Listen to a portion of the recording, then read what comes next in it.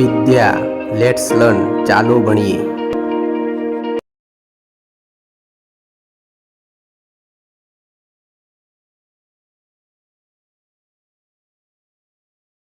નમસ્કાર. Mission school of excellence અંતર્ગત ICT learning lab computer lab જે આપવામાં આવી છે તેમાં આજે આપણે પેઇન્ટમાં ફ્રીહેન્ડ દોરવાની પ્રવૃત્તિ કરીશું. હું તમને ફ્રીહેન્ડ કેવી રીતે દોરવાનું છે એ શીખવાડીશ. પછી તમારે પેઇન્ટની અંદર ફ્રીહેન્ડ બનાવવાનું છે. પેઇન્ટમાં આપણે ફ્રી હેન્ડ કેવી રીતે દોરીશું એ તમને હું શીખવાડીશ. પછી તમારે ફ્રી હેન્ડ દોરવાનું છે. સૌપ્રથમ આપણે અહીંયા તમે સ્ટાર્ટ મેનુમાં 4 બોક્સ જેવું દેખાય છે બ્લુ કલરનું, ત્યાં કર્સર લઈ જશો એટલે સ્ટાર્ટ લખેલું દેખાશે. ત્યાં જઈ અને ક્લિક કરશું.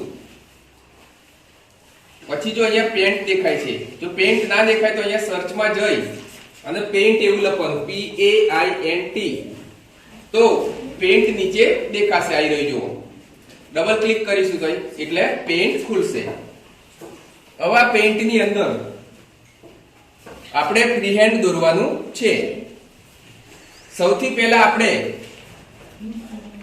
એક લાઈન ડ્રો કરીશું.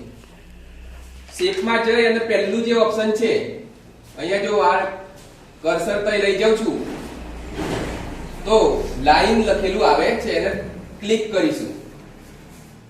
આપણી આંગળીની પહેલી આંગળીની જે છે માઉસ ઉપર મૂકેલી ડાબી બાજુ વાળી એ આંગળી ક્લિક કરીશું એટલે આવું સિલેક્ટ થશે. નીચે લાવશું તો આવું વત્તા વાળું નિશાન દેખાશે. બરાબર વચ્ચે આ વત્તા વાળું નિશાન આવે એમ રાખી શિફ્ટ દબાવીશું. પછી માઉસની આપણી જે ડાબી બાજુ વાળી આંગળી છે એ દબાવી રાખીશું અને પછી ધીરે ધીરે નીચે ખેંચીશું તો આવી લાઈન ડ્રો થશે. પછી આપણે ક્લિક છોડી દઈશું અને શિફ્ટ પણ છોડી દઈશું. ઓકે, એટલે આવી આપણે બરાબર વચ્ચેથી 2 ભાગ થાય એ રીતે લાઈન ડ્રો કરવાની છે.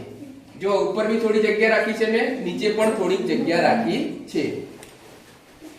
હવે પેન્સિલ સિલેક્ટ કરવાની. ફરીથી હું અહીંયા ટૂલ્સમાં જઈ અને પેન્સિલ સિલેક્ટ કરું છું. હવે આ પેન્સિલને અહીંયા જે લાઈન કરી છે એમાં લાઈનના ઉપરના છેડા ઉપર લઈ જઈ અને ફરીથી માઉસની આપણે હાથની પહેલી આંગળી જે છે લેફ્ટ કી એ દબાવી રાખી અને આ રીતે ડ્રો કરીશું. ફ્રી હેન્ડ આવો નવો શેપ આપણે સામે બનાવવાનો છે. તો આ રીતે એક આકાર જેવો થાય એવો આપણે ડ્રો કરવાનો છે. પછી આપણે એની અંદર એક ગોળ સર્કલ દોરીશું. ફરીથી આપણે ત્રીજા નંબરનું ઓપ્શન છે ઓવલ, એને સિલેક્ટ કરીએ અને એક અહીંયા રાઉન્ડ બનાવીએ સર્કલ. ઓકે, બીજું એક સર્કલ અહીંયા બનાવીએ. તો આ રીતે 2 સર્કલ આપણે બનાવી દઈશું. હવે આની અંદર આપણે કલર પૂરીશું. તો સૌથી પહેલા આપણે ટૂલ્સમાં જઈને ફિલ વાળું ઓપ્શન ક્લિક કરી અને નીચે લાવશું તો ડોલ દેખાય છે. હવે આપણે અત્યારે કાળો કલર છે તો આપણે કોઈ એક કલર સિલેક્ટ કરીએ. વાદળી કલર હું સિલેક્ટ કરું છું. અહીંયા કલર પૂરાઈ ગયું છે. હવે બંને રાઉન્ડ ની અંદર બંને સર્કલમાં અલગ અલગ કલર પૂરી દઈએ.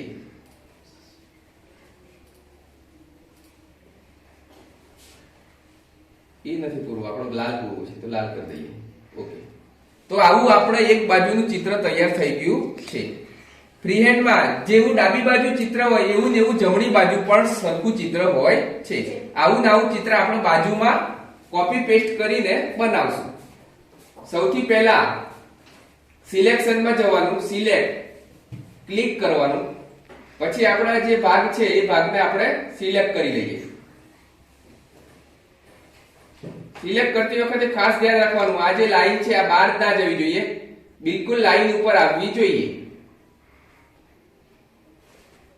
ક્લિક છોડી દઈશું.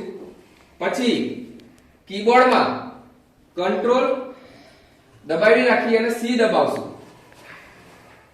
પછી કંટ્રોલ દબાવી રાખી અને V દબાવશું એટલે કોપી થશે આ જે વસ્તુ સિલેક્ટ કરેલી એ, અને એને પછી કંટ્રોલ V કરીશું એટલે પેસ્ટ થશે. એવી ને એવી વસ્તુ બની જશે. હવે જે આકાર બન્યો છે એ આકાર તમે જો એવો ને એવો બન્યો છે. હવે એને આપણે રોટેટ કરી દઈશું. આને આપણે રોટેટ કરવા ઇમેજની અંદર ઓપ્શન છે ફ્લિપ નીચે વાળું, એમાં હોરિઝોન્ટલ આ option flip vertical, flip horizontal. આપણે ફ્લિપ હોરિઝોન્ટલ ક્લિક કરીશું તો એ ચિત્ર જે છે એ ફરી જશે અને એને પછી આમ લાવી અને નજીક ગોઠવી દઈશું. તો આ રીતે આપણું ફ્રીહેન્ડ તૈયાર થશે. ઓકે.